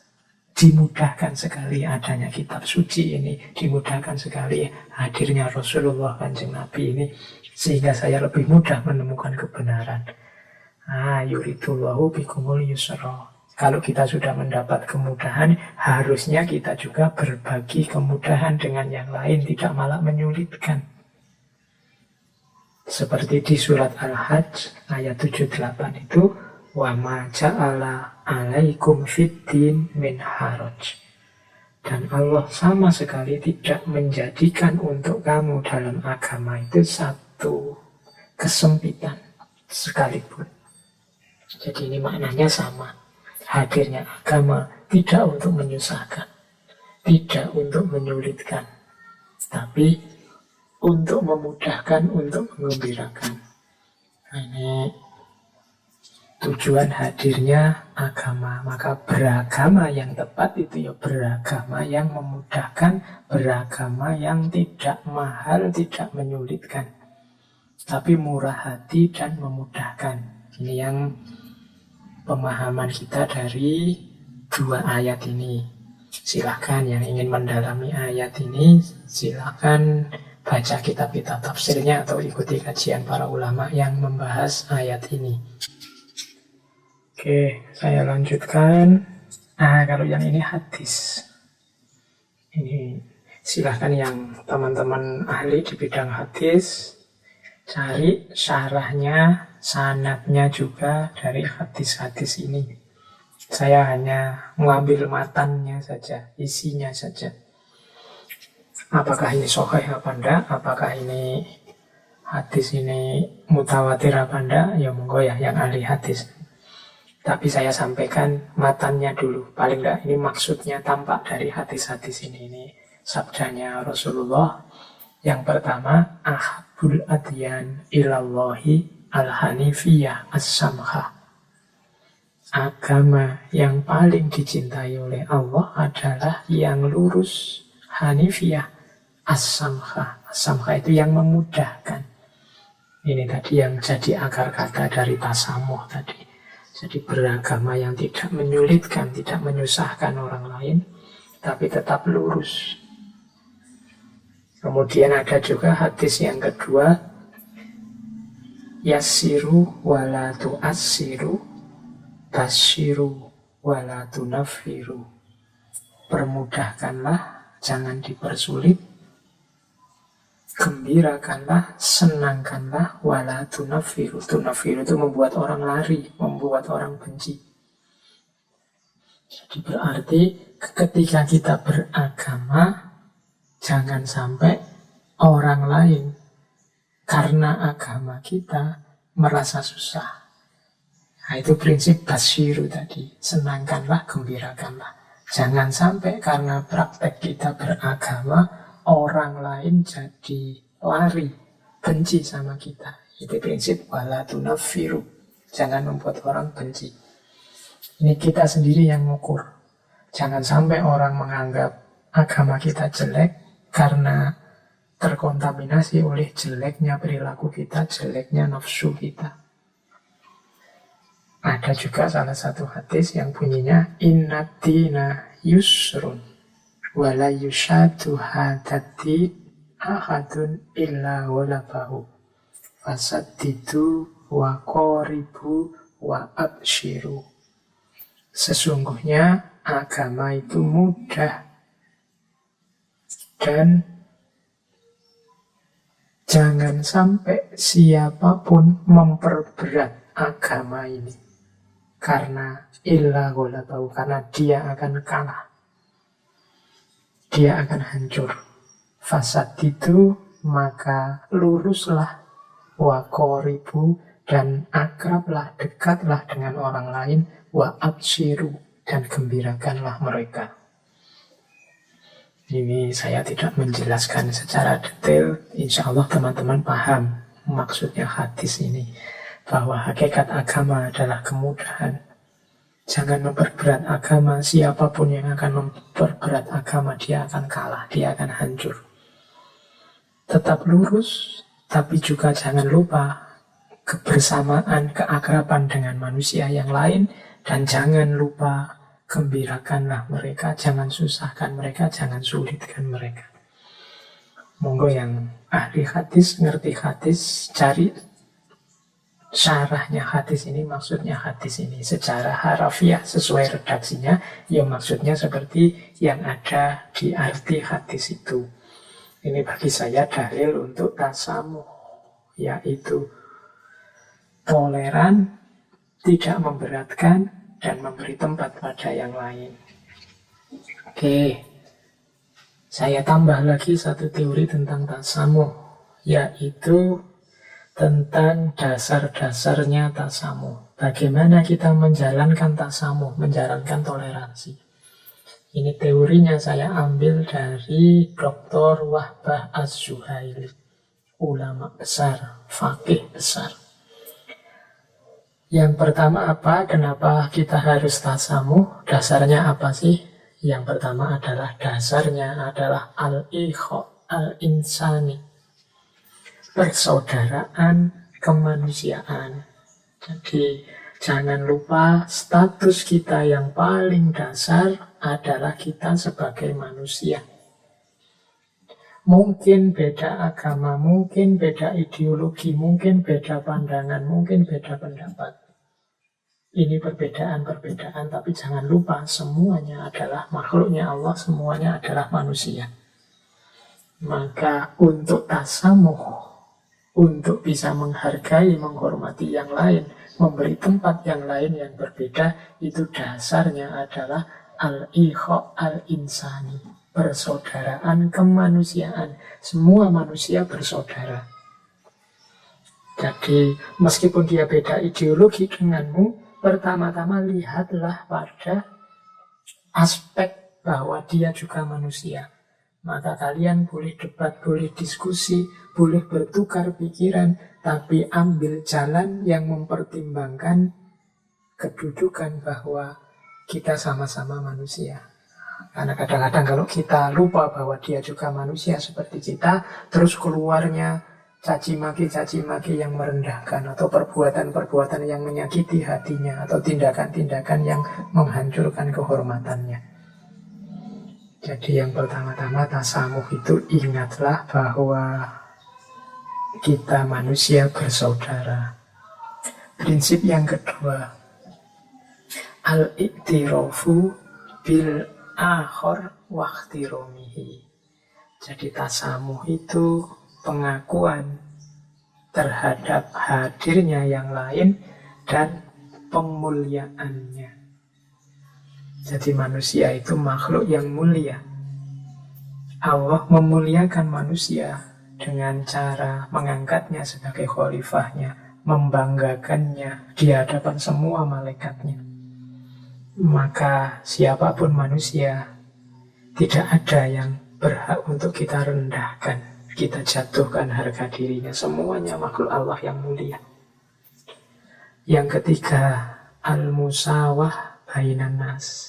Jadi untuk melakukan tasamuh, perhatikan sesama manusia itu setara. Setara dalam arti, kalau dia salah, kita ungkapkan kesalahannya, kita hukum sesuai kesalahannya, sesuai aturan hukum yang berlaku. Kalau dia benar, kita dukung kebenarannya, kita dukung haknya untuk mendapat apresiasi, mendapatkan balasan atas kebaikannya. Sebagaimana kita juga kalau salah harus mau dihukum, kalau benar kita juga siap untuk diapresiasi, mendapat balasan sesuai kebenaran, sesuai kebaikan dalam bentuk apapun yang kita lakukan. Kita semua setara.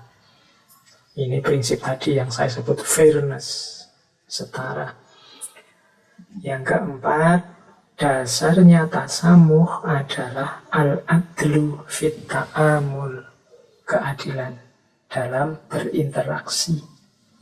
Hubungan kita dengan yang lain didasari prinsip adil. Adil itu diawali dari jujur. Kalau benar diomongkan benar, kalau salah diomongkan salah. Kalau dia memang keliru dan harus dihukum sesuai aturan, ya dia harus dihukum. Itu namanya adil. Kemudian yang kelima, tasamuh itu berarti al-hurriyah al-munadzamah. Kebebasan tapi sesuai aturan. Silahkan setiap orang meyakini kebenarannya, menjalankan kebaikan sesuai yang diyakininya, tapi juga dia tidak boleh egois, tidak boleh anarkis. Dia harus mengikuti kesepakatan-kesepakatan hidup bersama sesuai aturan norma-norma yang sudah dijalankan di lingkungannya. Karena kalau orang suka-suka hatinya terus mengikuti kebebasannya, tidak peduli dengan aturan, ya yang terjadi nanti kekacauan-kekacauan, chaos-chaos yang tidak produktif. Inginnya kebaikan, tapi jalannya keliru, sehingga hasilnya hanya kerusakan. Maka istilah dari Dr. Wahbah Zuhaili adalah al-hurriyah al-munadzamah. Kebebasan yang sesuai aturan. Tidak sekedar hurriyah, tapi ada pengkhususnya, yaitu munadzamah. Baik, ini ciri-ciri atau dasarnya tasamuh. Al-ikho al-insani, al-iktiraf bil-akhar wahtiramihi, al-musawah bainan nas, al-adlu fit ta'amul, dan al-hurriyah al-munadzamah. Kita lanjutkan dengan beberapa quote terakhir sebelum kita akhiri ngaji ini. Saya membawa 1, 2, 3 quote. 2 yang awal dari Dalai Lama. Ini ada quote bagus dari Dalai Lama. The purpose of religion is to control yourself, not to criticize others. Tujuan dari agamamu itu adalah untuk mengkontrol dirimu, bukan mengkritisi yang lain. Nah, ini pesannya Dalai Lama untuk kita. Ayo kita lebih sibuk dengan kondisi batin kita, mengkontrol diri kita. Apakah tadi kita sudah menghargai yang lain, sudah menghormati yang lain? Apakah kita bisa berempati pada yang lain? Apakah kita menerima kehadiran yang lain? Nah, ini jalan untuk kita bisa menjalani toleransi di level yang tinggi. Tidak sekedar cuek dengan kehadiran yang lain. Apa? Evaluasi diri, kontrol diri lewat jalan agama. Kalau bahasa dunia sufi dulu kita pakai istilah muhasabah.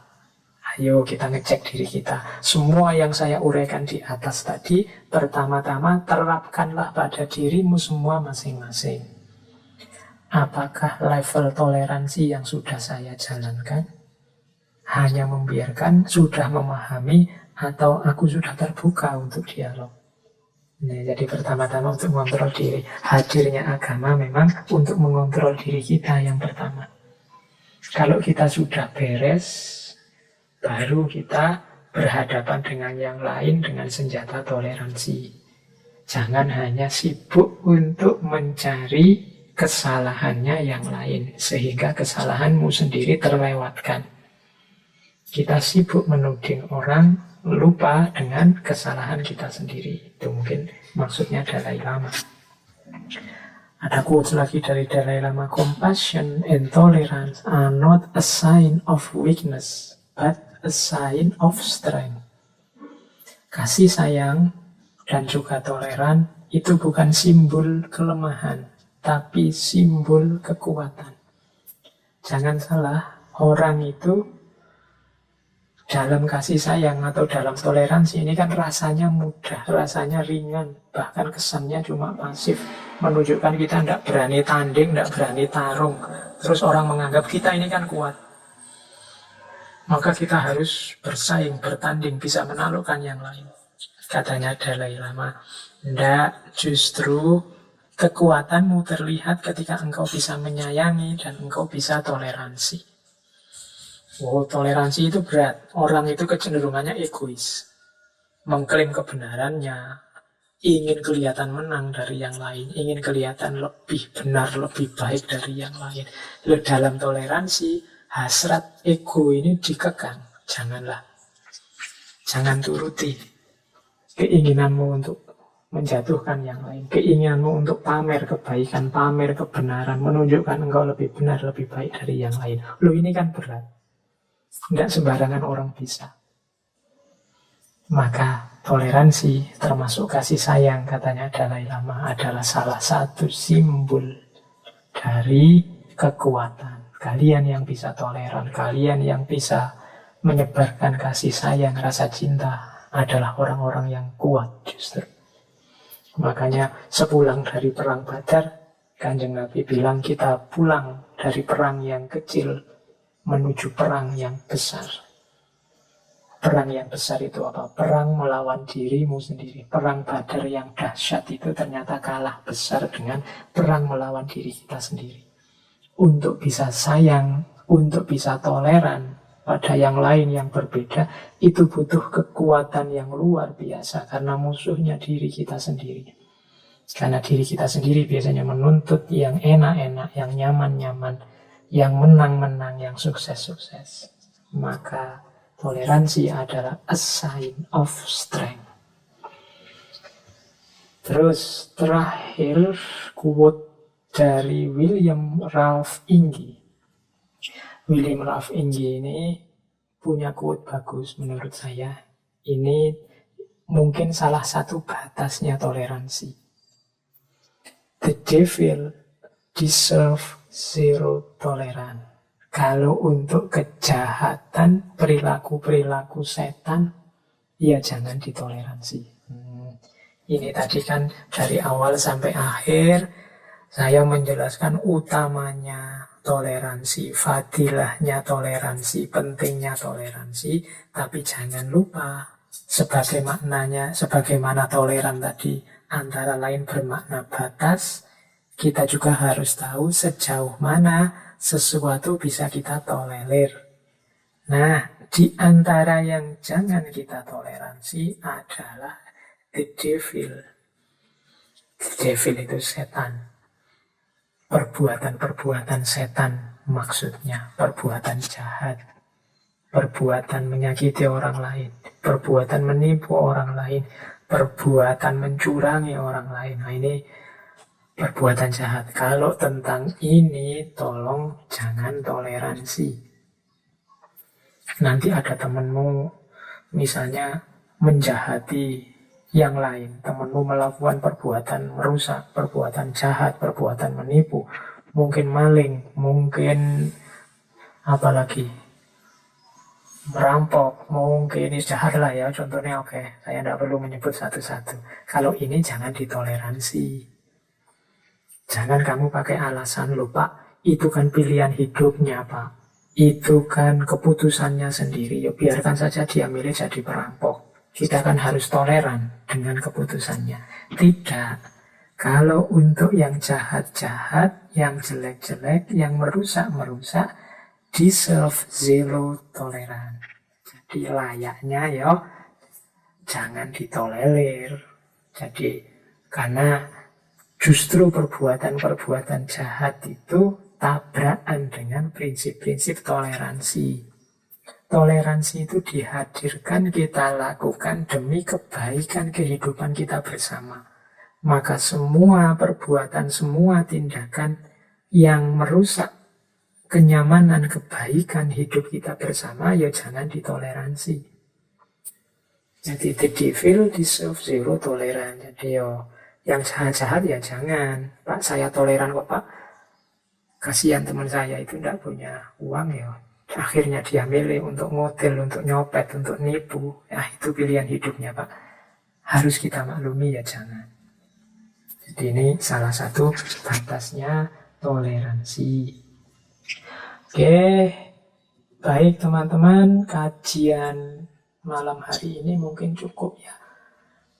Saya ingin nutup sekali saja dengan satu ayat. Ayat ini penting menurut saya. Dua ayat ini, surat Al-Hujurat ayat 11 dan ayat 12.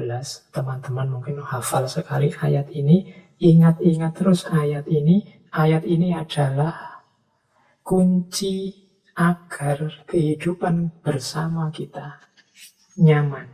Kunci dari toleransi. Yang saya bacakan saja untuk menutup biar waktunya nggak terlalu panjang. Yaitu surat Al-Hujurat ayat 11. Isinya apa? Jangan saling mencela, jangan saling merendahkan. Ya ayyuhalladzina amanu la yaskhar qaumun min qaumin asa ayyakunu khairam minhum wala nisa'um min nisa'in asa ayyakunna khairam minhunna. Wahai orang-orang yang beriman, janganlah mencela satu kaum kepada kaum yang lain, karena bisa jadi yang dicela itu lebih baik. Juga jangan mencela perempuan kepada perempuan yang lain, karena bisa jadi yang dicela itu lebih baik. Jadi untuk menjaga kebersamaan, manifestasi toleransi yang pertama, jangan saling mencela. Dalam bentuk apapun. Termasuk dalam bentuk sindiran atau nyinyiran. Mengkritisi boleh, saling memberi masukan boleh, tapi mencela jangan. Insya Allah kalian ngerti bedanya mencela dengan memberi masukan atau mengkritisi. Wala talmizu anfusakum wala tanabazu bil alqab. Jangan engkau rendahkan dirimu dan jangan engkau saling memberi gelar yang tidak disukai, dengan sebutan-sebutan yang tidak disukai. Oh dasar orang sesat, oh dasar orang kafir, oh dasar, ini sebutan yang pasti orangnya tidak suka. Hindari semampu mungkin untuk memberi sebutan yang tidak disukai. Tidak harus pakai dalih-dalih Pak, itu kan istilah umum Pak, istilah biasa saja. Kalau menurut perkiraanmu orang itu kalau disebut dengan istilah itu sakit hatinya, lebih baik jangan disebut. Pakai istilah-istilah yang lebih bisa diterima. Atau seandainya harus menyebut, jangan di depan orang banyak atau yang bisa diakses orang banyak. Makanya nanti sebenarnya ada banyak cerita tentang bagaimana cara para ulama mengkritisi yang lain, mengoreksi pandangan yang keliru dan seterusnya. Pasti tidak dengan cara koar-koar, dengan cara terbuka. Wala tanabazu bil alqab bi'salismul fusuqu ba'dal iman. Sebutan penamaan yang paling jelek itu adalah fusuk ba'dal iman. Setelah iman kok masih disebut fusuk, depan masih disebut jahat, masih disebut fasik. Ini panggilan yang sangat menyakitkan. Wa man lam yatub fa ulaika humuz zalimun. Barang siapa yang masih melakukan hal-hal di atas tadi dan tidak bertobat, maka mereka termasuk orang-orang yang zalim. Jangan mencela, jangan menyebut orang lain, merendahkan orang lain dengan sebutan-sebutan yang dia tidak berkenan. Kalau masih saja engkau melakukan ini, engkau termasuk orang-orang yang zalim. Hukumannya apa orang yang zalim? Kalian cari sendiri di banyak ayat yang lain. Ini Al-Hujurat ayat 11. Al-Hujurat ayat 12.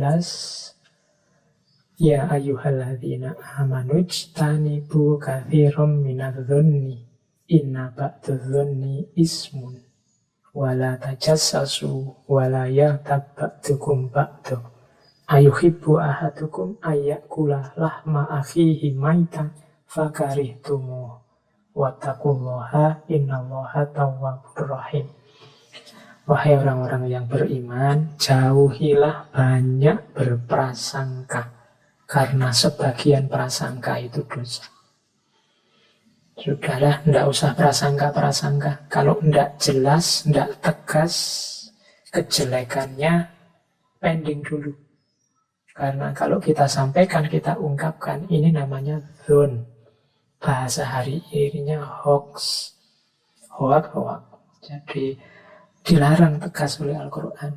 Ijtanibu katsiran minadh-dhon. Jangan ikut-ikutan menyebarkan dzon. Jangan aktif menyebarkan hoax. Mungkin dengan menyebarkan dzon, menyebarkan hoax, kamu mendapatkan kepuasan, kegembiraan sementara dari suksesnya orang-orang meyakini isu yang kamu sebarkan. Tapi hidupmu tidak cuma kegembiraanmu yang sebentar di dunia, hidupmu yang lebih panjang, lebih sejati nanti di akhirat. Al-Quran secara tegas memberi isyarat, jangan, jauhi. Kamu hanya ketemu ruginya saja. Biasanya untuk bisa menyebar hoax, kamu butuh yang selanjutnya, wala tajassasu. Dan janganlah engkau tajassus. Tajassus itu biasanya pada orang yang tidak engkau sukai, engkau tajassus, mencari-cari kelemahannya, kesalahannya, kekeliruannya. Kamu korek terus sampai ketemu dan kamu bongkar, kamu sebarkan kemana-mana. Ini namanya tajassus. Dari tajassus ini biasanya terus menyebar dzon, menyebar prasangka, menyebar hoax. Dan yang terakhir, wala yaghtab ba'dukum ba'du. Ini ringkesnya biasanya terjemahannya, jangan kalian saling menghibah, membicarakan aibnya saudaramu, jeleknya saudaramu yang lain. Itu namanya hibah. Loh, tapi yang diomongkan ini fakta loh Pak. Itu memang jelek Pak, dia aslinya memang jelek begitu. Iya, yang fakta itulah namanya hibah. Kalau tidak fakta, berarti bohong. Itu namanya fitnah. Ngomong jeleknya, kejelekannya saudaramu, itulah namanya hibah. Dan di kalimat selanjutnya, ayuhibbu ahadukum ayyakula lahma akhihi maitan fakarihtumu. Apa kalian suka memakan daging saudaramu sendiri? Fakarihtumu, pastinya kalian akan benci, tidak suka, tidak enak. Hibah itu seperti makan daging saudaramu sendiri. Mestinya ya tidak enak lah kalau masih waras pikiranmu, fakarihtumu. Tapi kok kamu menikmati, kok kamu senang kalau hibahmu sukses. Orang tahu tentang kejelekan yang kamu bongkar.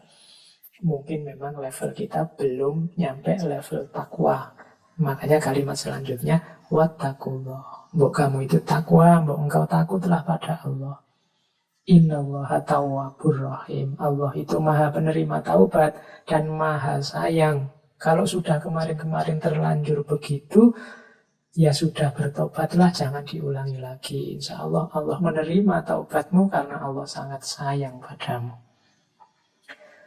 Baik teman-teman, itu penutup kajian kita malam hari ini dari surat Al-Hujurat ayat 11 dan ayat 12.